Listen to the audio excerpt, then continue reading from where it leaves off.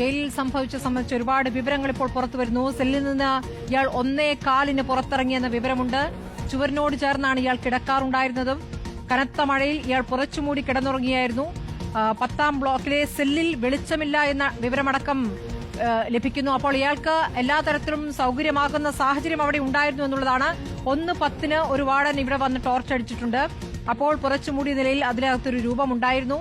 മാസങ്ങൾക്ക് മുമ്പ് തന്നെ നടത്തിയിരിക്കുന്ന തയ്യാറെടുപ്പാണ് ഇയാൾ ജയിൽ ചാടാനുള്ള തയ്യാറെടുപ്പ് എന്ന് വേണം മനസ്സിലാക്കണം. അതിനായി അയാൾ ഭാരം കുറച്ചു. നമ്മൾ ഗോവിന്ദച്ചാമി ജയിലിൽ കിടന്ന് നന്നായി ഭക്ഷണം കഴിച്ച് ബിരിയാണി കഴിച്ച് നല്ല ആരോഗ്യവാനായി എന്നതടക്കമുള്ള വിമർശനങ്ങൾ ഒരു ഘട്ടത്തിൽ പുറത്തു വന്നിരുന്നു. ഇപ്പോൾ നമ്മൾ അയാളെ കാണുമ്പോൾ അയാൾ എല്ലും തോലുമായിട്ടുണ്ട്.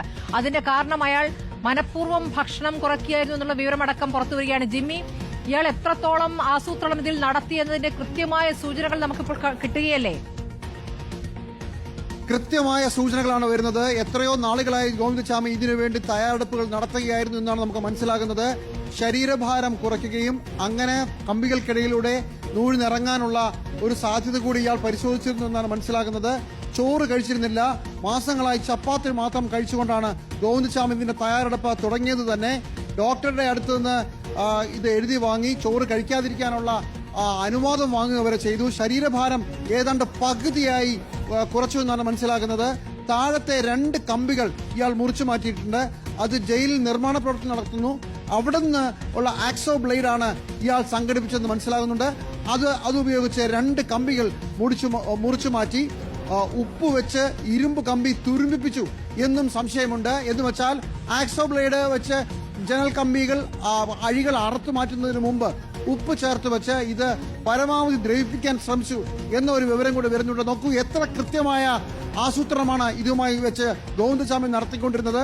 2 വലിയ ഡ്രമ്മുകൾ വെച്ച് അതിന്റെ മുകളിൽ കയറുന്നു. ഈ വൈദ്യുതി ഇല്ലാത്ത ഇലക്ട്രിഫൈഡ് ഫെൻസിംഗ് കമ്പികൾക്ക് മുകളിൽ തുണികൾ ചേർത്ത് കെട്ടിയാണ് ഇയാൾ ആ ഫെൻസ് മറികടക്കുന്നത്. ഉണങ്ങാനിട്ടിരുന്ന ജയിലിൽ ഉണങ്ങാനിട്ടുന്ന തുണികളാണ് ഇതിനായി സംഘടിപ്പിച്ചതെന്ന് മനസ്സിലാകുന്നു. കഴിഞ്ഞ 2 വർഷമായി വൈദ്യുതി ഇല്ലാത്തതാണ് ഇലക്ട്രിഫൈഡ് ഫെൻസിംഗ് എന്നുകൂടി അറിയണം. കണ്ണൂരിലെ നമ്മുടെ ഏറ്റവും പ്രധാനപ്പെട്ട ജയിലിലെ സുരക്ഷാ സംവിധാനം അങ്ങനെയാണ്. അതുകൊണ്ട് വളരെ സുഗമമുള്ള ഈ കൊടും ക്രിമിനലുകളെ പാർപ്പിക്കുന്ന 10ാം ബ്ലോക്കിൽ നിന്നാണ് ഗോവിന്ദച്ചാമി ചാടിപ്പോയത്. അതിൽ ഗുരുതരമായ വീഴ്ച ഏതൊക്കെ തലത്തിൽ, അയാളുടെ ആസൂത്രണം എന്തുകൊണ്ട് ഉദ്യോഗസ്ഥർക്ക് തിരിച്ചറിയാൻ കഴിയാതെ പോയി എന്നടക്കമുള്ള ഒരുപാട് ചോദ്യങ്ങളുണ്ട്. അയാൾക്ക് മനോരോഗമുള്ളതുപോലെ അയാൾ അഭിനയിക്കുകയും അയാൾ ഭക്ഷണം കഴിക്കാതെ ഭാരം കുറച്ചടക്കമുള്ള കാര്യങ്ങൾ, മാസങ്ങൾക്ക് മുമ്പുള്ള തയ്യാറെടുപ്പ്, പിന്നെ എന്താണ് ഈ ഉദ്യോഗസ്ഥർക്ക് ജോലി എന്ന ചോദ്യം അവിടെ വരികയാണ്. ഇപ്പോൾ TV പ്രസാദ് കൂടി. പ്രസാദ്, ഇപ്പോൾ കണ്ണൂർ സെൻട്രൽ ജയിൽ പലതരത്തിൽ കുപ്രസിദ്ധമായിട്ടുള്ളതാണല്ലോ.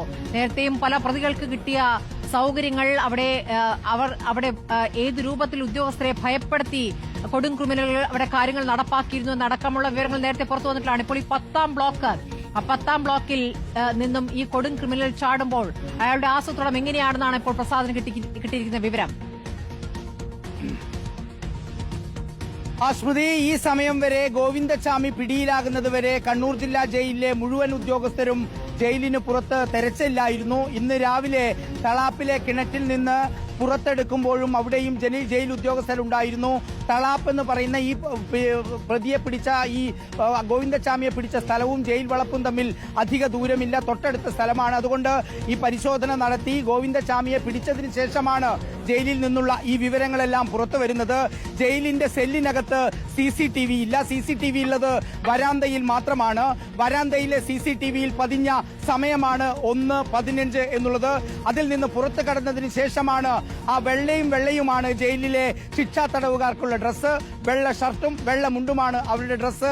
അത് മാറുകയായിരുന്നു. നേരത്തെ ജിമ്മി വിശദീകരിച്ചതുപോലെ നമുക്കറിയാം, ആ കമ്പിക്കുള്ളിലേക്ക് പോകണമെങ്കിൽ നേരത്തെ നമ്മൾ ബിരിയാണിയൊക്കെ തിന്ന് തടിച്ച ആ ഗോവിന്ദച്ചാമിയെ നമ്മൾ കണ്ടിരുന്നു. ആ ശരീരം വെച്ച് പുറത്തേക്ക് ഇറങ്ങാനും കഴിയില്ല. നമ്മൾ രാവിലെ തന്നെ അത് സൂചിപ്പിച്ചതാണ്. വർഷങ്ങൾക്ക് മുമ്പ് ഒരാൾ പുറത്തേക്ക് പോയപ്പോൾ അയാളുടെ ശരീരഭാരം പകുതിയാക്കിയിരുന്നു എന്ന്.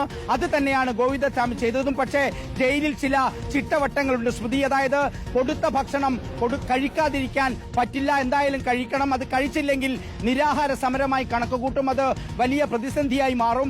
അങ്ങനെ രാവിലെ കൊടുക്കുന്ന ഭക്ഷണം, സാധാരണ രാവിലെയാണ് ചപ്പാത്തി കൊടുക്കുന്നത്. ഉച്ചയ്ക്ക് ചോറ് നിർബന്ധമായും കഴിച്ചിരിക്കണം. പക്ഷേ ആ ചോറ് കഴിക്കാതിരിക്കാൻ വേണ്ടി ഡോക്ടറെ അടുത്ത് പോയി എനിക്ക് ചോറ് കഴിക്കാൻ കഴിയുന്നില്ല എന്ന് പറഞ്ഞ് മാസങ്ങൾക്ക് മുമ്പ് തന്നെ ഡോക്ടറുടെ അടുത്ത് നിന്ന് അനുവാദം വാങ്ങി എഴുതി വാങ്ങിപ്പിച്ചു. അങ്ങനെയാണ് മുഴുവൻ ചപ്പാത്തിയിലേക്ക് മാറിയത്.